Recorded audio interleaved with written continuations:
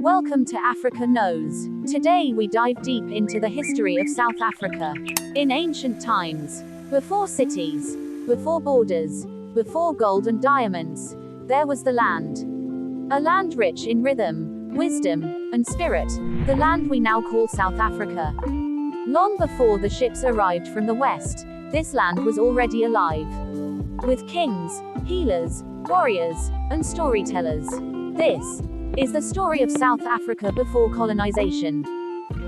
South Africa's story begins deep in time, so deep that scientists call it the cradle of humankind.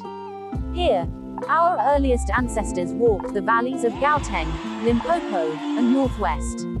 Long before names like Johannesburg or Cape Town existed. The San and Khoisan people roamed these lands, hunters, artists, and protectors of nature. They painted their stories on cave walls, told their history through dance, and lived in harmony with the animals and the seasons. They didn't have kings or borders, only balance between human and earth. But time moved on, and new groups began to rise. The Bantu migrations brought waves of new languages, ideas, and ways of life. They built homes from clay, they herded cattle, and they grew powerful communities. From KwaZulu to Limpopo, from the Eastern Cape to Gauteng, great societies formed long before a European ever set foot here. There was Mapungubwe, the first kingdom in southern Africa, a city of gold that traded with Egypt, India, and China. Its people were skilled traders and metalworkers. They ruled from the hilltop, guided by spiritual wisdom and unity.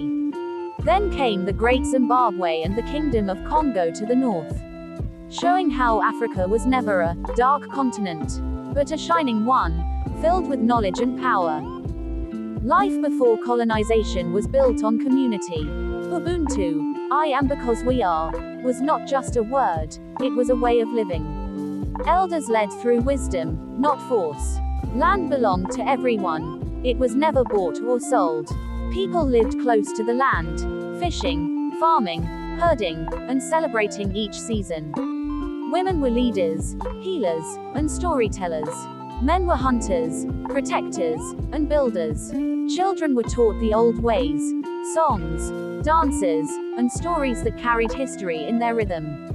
There were no prisons, no jails, only restorative justice guided by community elders. But then, the horizon changed. Strange ships appeared on the southern shores. They came not to learn, but to claim. They saw land, and called it empty. They saw people, and called them savages. Yet before the colonizers came, South Africa already had order, peace, and greatness.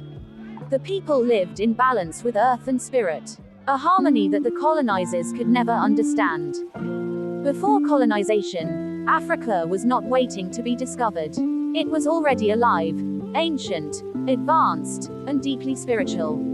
So when we speak of our ancestors, we must remember, they were not lost. Their spirit still moves in the wind, still beats in the drum, still lives in us. Remember where we come from, South Africa before colonization. Subscribe for more African history and untold stories.